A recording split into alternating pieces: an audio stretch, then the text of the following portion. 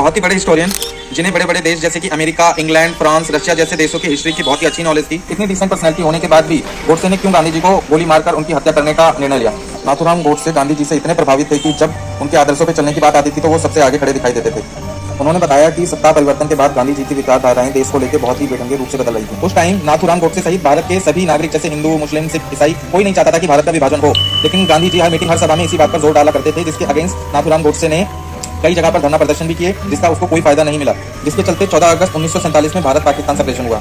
उन्होंने कहा, धरना प्रदर्शन करके हमें कुछ हासिल नहीं हुआ, इसीलिए हमें हिंसा से अहिंसा के रास्ते पर चलना पड़ा। और जैसे रावण के पापों का खात्मा करने के लिए श्री राम को उनका नरसंहार करना पड़ा, जैसे कंस के अत्याचारों का खात्मा करने के लिए श्री कृष्ण को उनका नरसंहार करना पड़ा, इसीलिए मुझे अपने देश के हित में उनका नरसंहार करने का फैसला लेना पड़ा। फिर 30 जनवरी 1948 को एक सभा के दौरान भीड़ में से निकल के आए गोडसे ने बापूजी के चरण स्पर्श किए और उसी टाइम गोली मारकर उनकी हत्या कर दी। फिर गुस्साई भीड़ ने उन्हें खूब पीटा और कोर्ट के फैसले के बाद उन्हें फांसी दे दी गई।